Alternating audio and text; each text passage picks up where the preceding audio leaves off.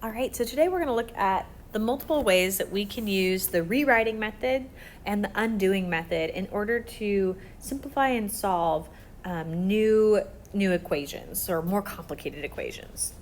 The process of rewriting we've already gone over, of how, and like those 6 different methods of ways that we can rewrite an equation. But today we're going to kind of focus on the brand new ways of how to undo an equation. So there are, let's see, 6 ways of undoing equations as well. To undo an equation, we can do a lot of different things. To undo an equation, we could divide by a coefficient.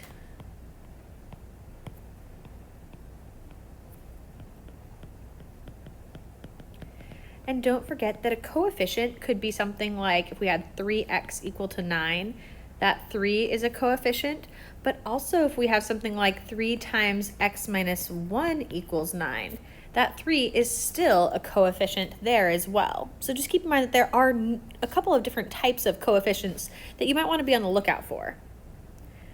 Let's see, another way is to multiply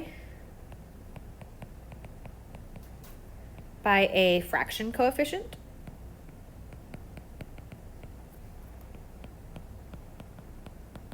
Oftentimes called the reciprocal. If we had something along the lines of 2/3 x set equal to 10, we would need to multiply by the reciprocal of 2/3, which would be 3/2 to both sides. Again, in order to isolate that variable by itself, so multiplying by a fractional coefficient. We also can multiply by a common denominator.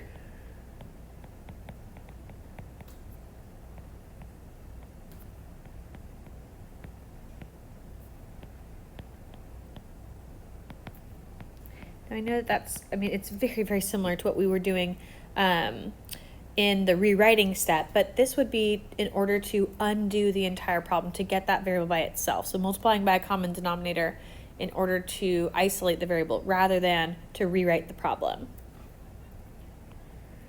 We could also subtract or add a constant.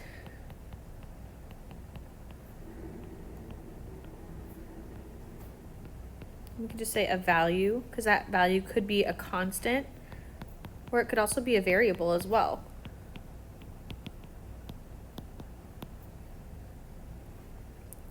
We might undo an equation by squaring a radical.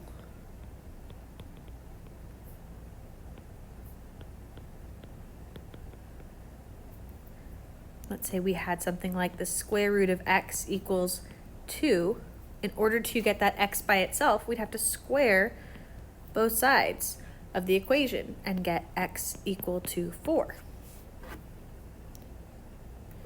And similarly, but also dissimilarly, we could also square root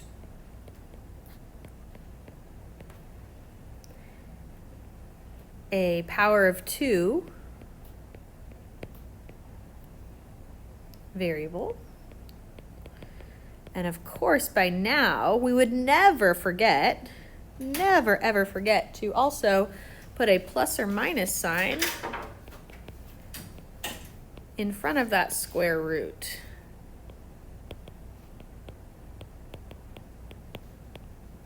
In front of that square root, so that then we could have the positive and the negative version of the final answer. So those are all the ways that we might approach undoing a problem.